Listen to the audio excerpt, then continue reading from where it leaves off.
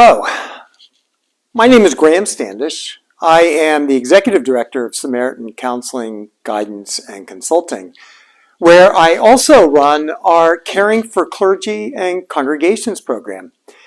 And I'm really glad to be with you here today by video in conjunction with the Synod of the Trinity in talking about how do you care for your clergy.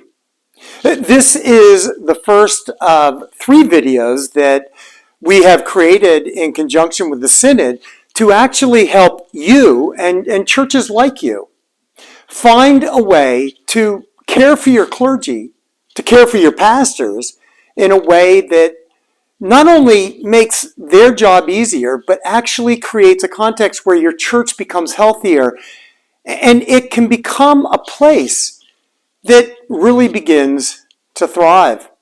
Just to tell you a little bit about my background, I am a Presbyterian pastor. I have been ordained for 33 years.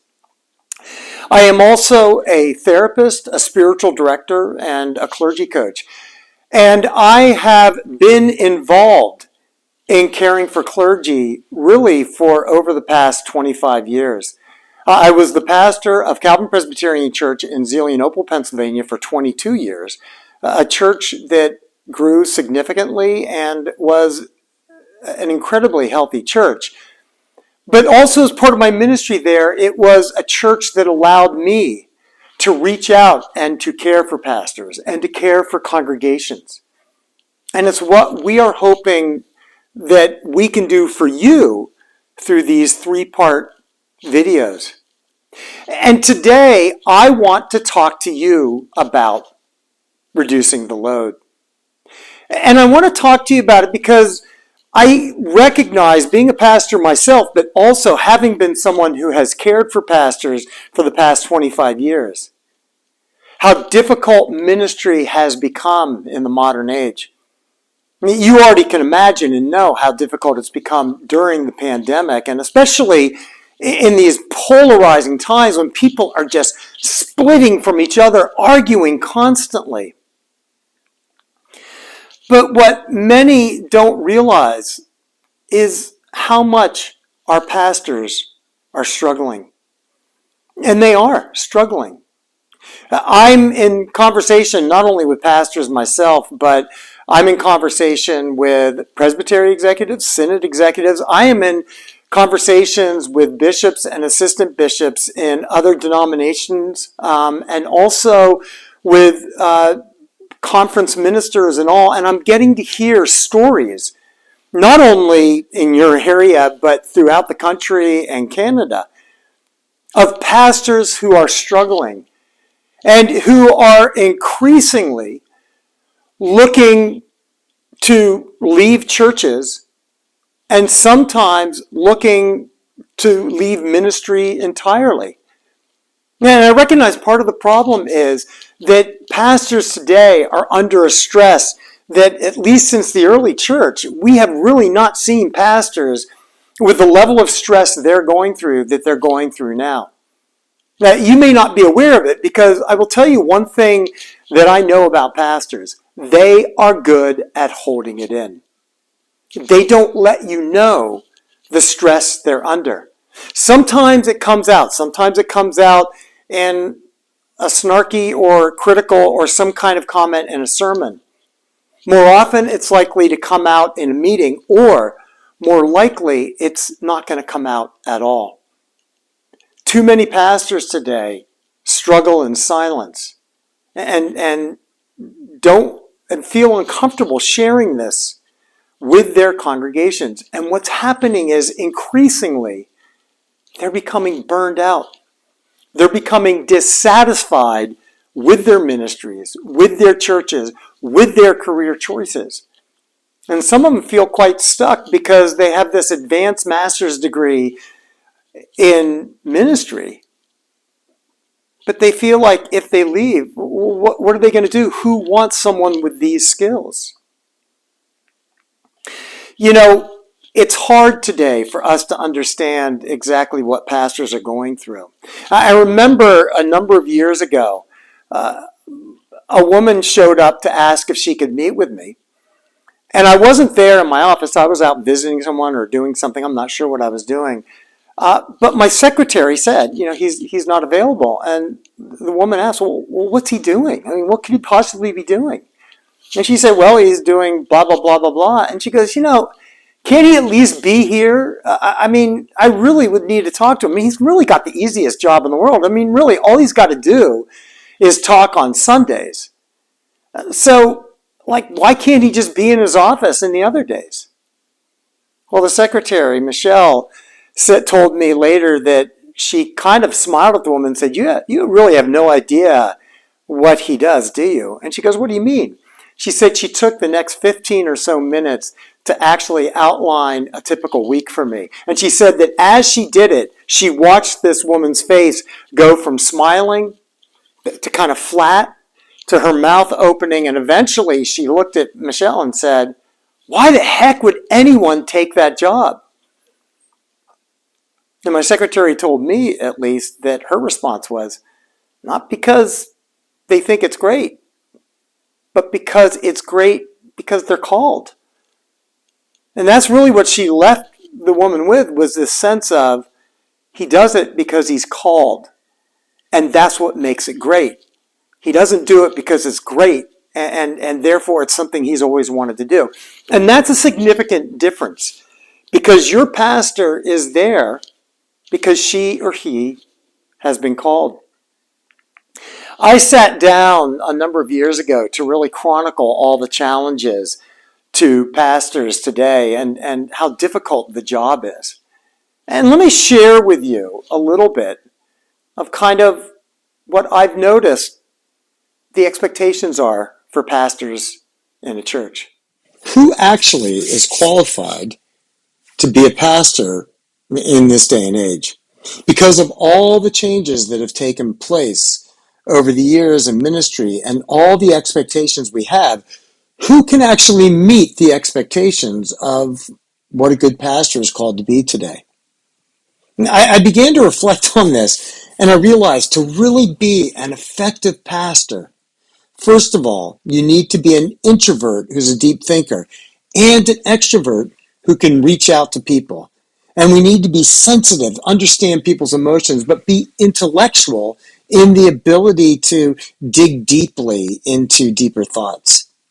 So to be qualified to be a pastor, you need to be a thoughtful preacher who's introverted and extroverted, but also a charismatic worship leader who is both an extrovert and sensitive.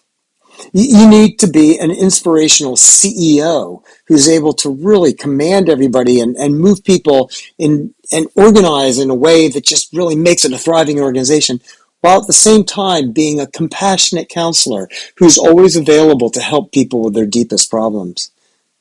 I realize you need to be a great conceptual teacher who's able to translate difficult ideas simply, while at the same time being a sensitive group leader. You need to be a caring pastoral visitor while also being a compelling leader. You need to be a passionate missionary who's able to reach out and see the needs of people out there so that we can address them in mission, while at the same time being a passionate prayer who spends time in prayer, deeply caring and praying for people's needs. You need to be a contemplative presence who lives a centered life while also being a ministry coordinator who helps everybody coordinate all the different meetings and everything that go on in the church.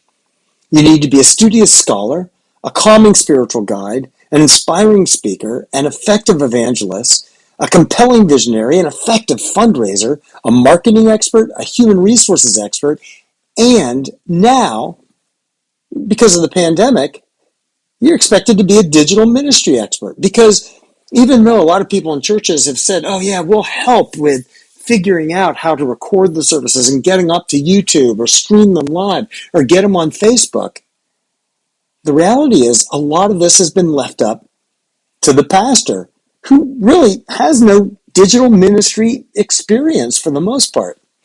Oh, and by the way, that pastor is expected to have a great family life that can actually prove to be a model and an inspiration for other people's families, while also having a deep and balanced personal life.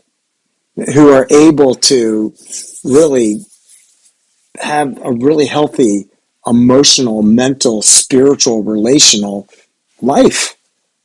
And the question really is, looking at all those things, who's qualified to be a pastor?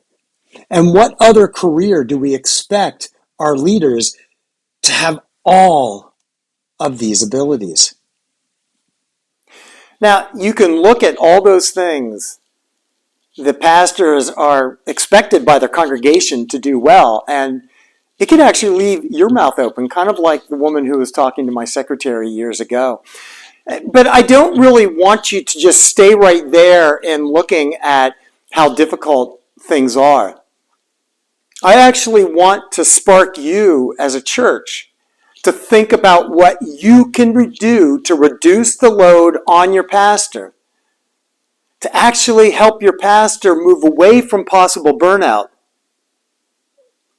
and into real joy in your ministry.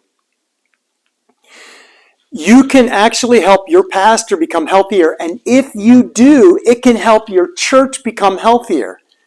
So I want to offer 3 concrete ways for you to do that, and at the end I'm going to offer you 3 discussion questions that I'm going to ask you to sit down together at the end of this video and have a discussion among yourselves. One of the first things you can do, and you don't have to do these things, but these are at least some suggestions. The first thing that maybe you can think about doing is to have an elder or board member interview with the pastor on what gives the pastor her or his greatest sense of meaning, purpose, and passion. Take time to sit down with your pastor, somebody who can share with the session what they found, or share with the board what they found. They can find out, well, what is it that really energizes this pastor? And not all pastors are the same. Some pastors love to preach. I mean, that's their main focus. Some pastors love to teach the Bible and to find a way to make it applicable to everyday life. Some pastors absolutely love to visit members and to be there in a time of crisis. And the pandemic, really, those are the pastors who got hurt the most by the pandemic because they couldn't have that human contact. Some pastors really love to do meetings. And I know that sounds funny, but it's in those meetings that they get to do give and take, and they get to conceive of new ideas, and they get to think about moving the church in directions that'll make it healthier. Some pastors love to do small groups. Some pastors love to engage in mission. They love to go out into the community or beyond and help people. Some pastors just love to create really exciting worship services and love to be creative in there. And some pastors, maybe most pastors, are a mix of some of those. So here's what I would suggest. Do an elder or board member interview with your pastor. Find out what gives her a sense of meaning and purpose and passion that may have been the reason she or he felt called to ministry to begin with. And just become aware of what the pastor needs to do to re-energize his or her ministry. A second thing, and it's connected to this, is to have the pastor and the board have a discussion about how to reduce the load and how to move the pastor more into those things that create meaning and purpose and passion. Talk concretely. For example, if the pastor honestly isn't as comfortable with pastoral care, can you find a way to create a task force or a committee or a group in the church who can do more of the in-home visits, do more of the visits with the homebound or visits in the hospital, to see it not as a pastor's role, but as the church's role, so that the pastor can focus on other things? Or if the pastor loves to do ministry and mission, can you talk about ways to encourage your congregation to volunteer more for these things so that the pastor feels like he or she has partners in it? If the pastor loves creative worship, can you be a catalyst to actually open your church up to newer ways and more creative ways of being worshiped? And not only that, but encourage your pastor to do it.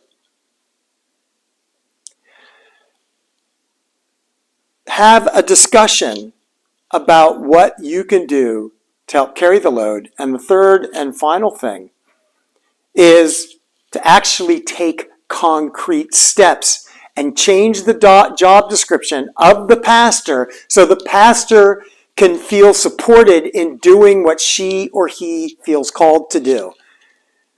Get it actually in their description and then defend the pastor. When other people say, well, I would like the pastor to do this, I would like the pastor to do that.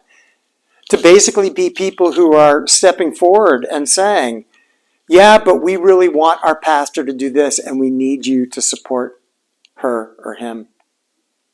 Okay, that's giving you some stuff to think about. And I'm going to now ask you to think about two questions that I want you to discuss among yourselves. In addition to these 3 steps that I talked about and all the other things I've talked about, here are at least 2 discussion questions I want you to think about. First, how aware have you all been of the load your pastor has been carrying, especially during the pandemic? How aware have you been of the load the pastor's been carrying, especially during and through the pandemic? Hope you got that. And here's the second question. What are concrete things you can do to reduce your pastor's load to help her or him focus more on what brings a sense of meaning and purpose and passion? I really hope and pray that God's blessing will be on you in your discussion so that you can not only help your pastor become healthier, but so this can help the pastor lead you to become healthier. Amen, and thank you.